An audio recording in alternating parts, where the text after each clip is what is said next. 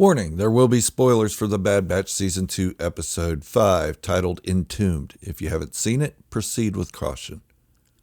The fifth episode of Star Wars The Bad Batch Season 2, titled Entombed, is out, and there is something very familiar about it. Fee, played by Wanda Sykes, is a treasure hunter, entrepreneur, adventurer.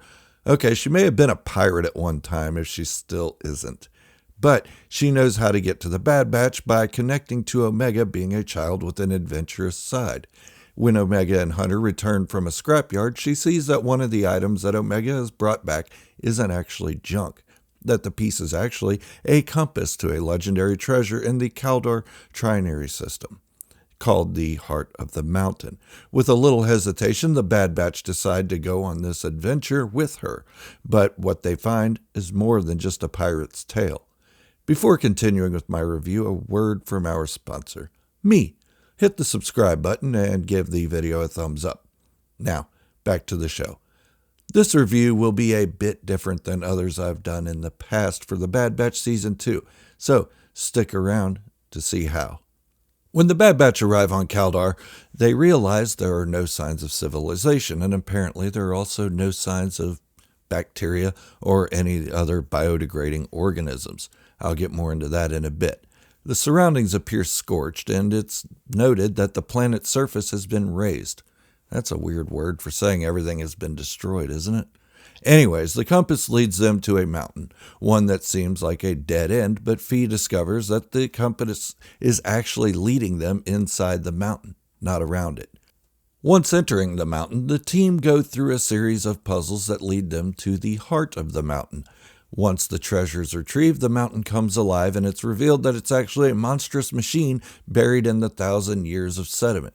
Yes, I forgot to mention the site of this cataclysm is more than 1,000 years old, predating even the Jedi Order, putting it near the end of the timeline of the Old Republic.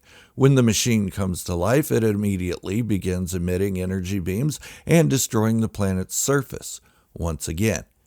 With some tricky maneuvering, the Bad Batch, along with Fee, is able to put the heart of the mountain back to its original placement, thus saving their ship from being destroyed and giving them a place to leave from.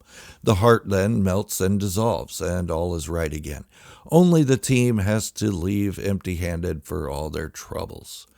This episode seems to be a great way to promote the next chapter of the Indiana Jones story. It has a lot of similarities to Raiders of the Lost Ark. From the music, the puzzles the Bad Batch has to accomplish to move on, the booby traps, and finally removing the heart of the mountain, causing everything around them to fall apart. I was just waiting for a boulder to chase them. The biggest difference being that they put the treasure back to stop the destruction where Indiana Jones did not. I guess a lot can be said for saving what little life may be left on the planet instead of hightailing it out of there with the treasure in hand. I mentioned that there must not be any bacteria or other form of biodegrading organisms for a reason. From the moment the Bad Batch and Fee disembark their shuttle, we see dead trees still standing in their original spots they once flourished. Small branches still intact. 1,000 years or more would have been long enough for these trees to have been broken down and absorbed into the soil. Alas, they are not. Meaning the destructive power of the four-legged machine did more than just kill sentient life, or that of any natural creatures. It destroyed everything down to insects and bacteria. In the foreground, we see Fee analyze a sample between her fingers. Omega then copies her actions. With the destruction caused, it makes me wonder, how is the creature chasing them able to survive? Did it get lucky? If so, how has it or its ancestors survived with no food? But all these questions are assuming the planet was once Earth-like. The trees on Kaldor may not be made of wood, and the sparse wildlife, only one that we see so far, may be able to eat rocks or something, as well as organics. But there is no real importance to any of that, sorry. We didn't question how the asteroid worm in The Empire Strikes Back survived in the vacuum of space with no real food or oxygen. It's just one of those things we have to put out of our minds, just like the Purrgil. The bigger story was more important. Where did they take Ezra Bridger and Grand Admiral Thrawn? Everybody forgot about the Purrgil being able to breathe in space. But I'll just think of it as this creature was dropped on the planet as some way of reintroducing life to the dead surface. We may never get an answer, and that's just fine. The episode overall is decent. I give it about a 7.5. It gives us a little break from everything going on in the galaxy to show us there is more than the Empire, deserting clones, and dead Jedi to think about. This planet is a sign that none of that has mattered here for a very long time, and it makes a statement that there are worlds in the Star Wars universe with more pressing matters than who is in power or who can save them, because sometimes no one can hear you and there won't be anything to save you. Not you personally, but the planets in the Star Wars galaxy. You know what I mean. The episode makes another statement that sometimes technology can destroy us in our environment. Much like the Death Star, this machine made by the hand of a sentient being destroyed a planet's life. But there is hope in the creature that seems to survive. No, I'm not making a political statement. I try to stay away from those whenever possible, so don't take it that way.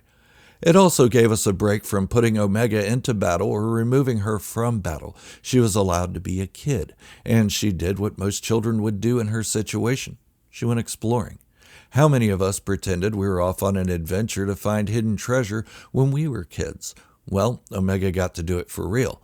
Fee tried to take some of the credit for solving the puzzles leading to the heart of the mountain, when in fact it was actually Omega. From the puzzle stones in the beginning lining up correctly to the inverted tunnel, it was Omega. But it was about Omega having fun and being a kid, for once.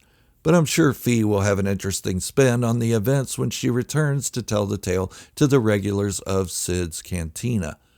Another element of this episode is the fact that Hunter is starting to be annoyed, not just with Fee, but there's something deeper going on with him. Maybe hiding out and laying low is getting to him. Maybe he's getting tired of little side quests and wants to get back into action. Or at minimum, maybe he's worried about what's going on in the galaxy and wants to do something about it, and these little adventures are taking away from that. Whatever it is, Hunter's hesitant in going along with these fun adventures. But he does it because he sees how excited Omega gets when the situations arise.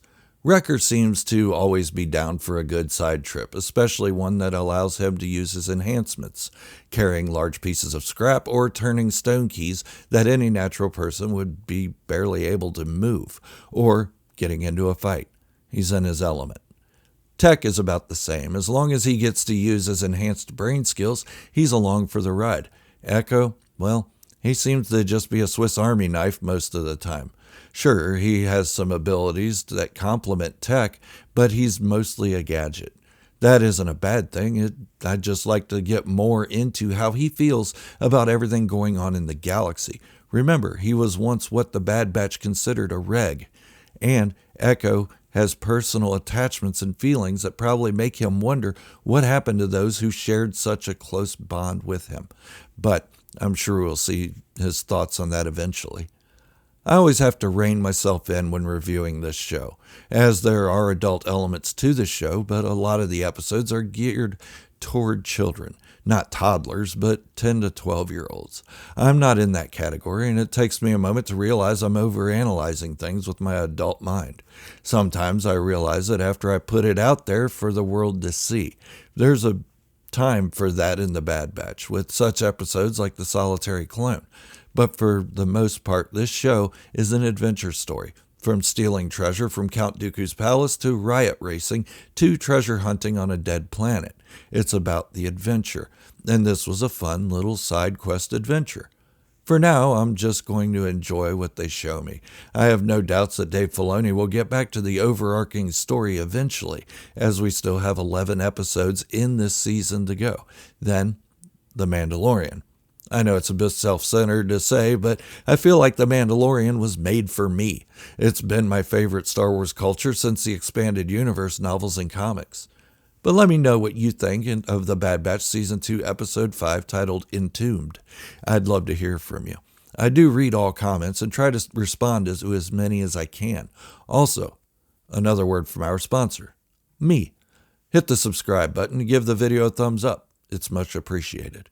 But that's all I have for today. Until the next video, this is Gerald, a Star Wars fanatic, signing off, wishing you all great health, happiness, and peace. Thank you all for watching, and remember, this is the way, and positivity in the Star Wars fandom is the only way.